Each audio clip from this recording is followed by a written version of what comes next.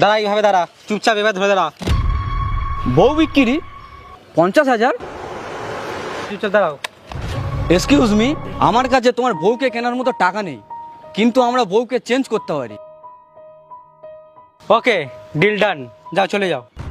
যাও। By the way, তোমার বউয়ের সঙ্গে কি প্রবলেম? সেই রকম কোনো প্রবলেম তো নেই, ও একটা পারফেক্ট হাউস ওয়াইফ, কিন্তু ওর সাথে না আমার বাইরে যেতে লজ্জা লাগে। আমার সব বন্ধুরা না ওকে দেখে হাসে, দেখছিস না সবসময় কেমন শাড়ি টাড়ি পরে ঘুমটা দিয়ে।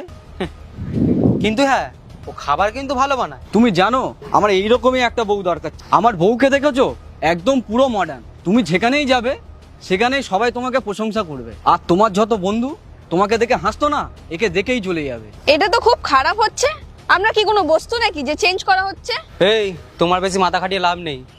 আজকে থেকে তুমি আমার বউ, আর তোমার ভালো মন্দ সব কিছু আমি দেখবো। চলো লিজা, আমি চলে এসেছি।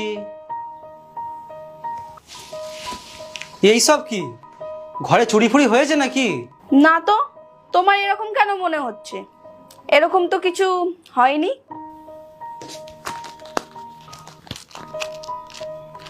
আরে আমার মানি ব্যাগ থেকে টাকা কাট কোথায় গেল? আর ওইসব কার্ড নিয়ে আমি এই চেনটা কিনলাম, ঘড়িটা কিনলাম। দেখো না, ভালো লাগছে না? তুমি আমাকে না জিজ্ঞাসা করে সব টাকা উড়িয়ে দিলে? আরে বুবাই, তুমি সুন্দরী বউ চাইবে, আর এইটুকুনি তো তোমাকে করতেই হবে। ডিনারে কি বানিয়েছো? ডিনার রান্না আমি করতে পারি না। এক কাজ করো, তুমি না ফোনে অর্ডার করে দাও। আমার না খুব জোর খিদে পেয়েছে। নাই, এক কাজ করো, চলো রেস্টুরেন্টে যাই। দেখো, আমার মনে হয় তোমার খাবার বানানো শেখা উচিত। না, আমার এসব ভালো লাগে না। তুমি কি শুধু নিজের ব্যাপারে ভাবো, ফ্যামিলির ব্যাপারে কিছু ভাবো না? আরে বুবাই, তুমি তো এরকমই বউ চেয়েছিলে, তাহলে এখন কি প্রবলেম? লিজা, তুমি একটা বেকার মেয়ে। অঞ্জলি তোমার থেকে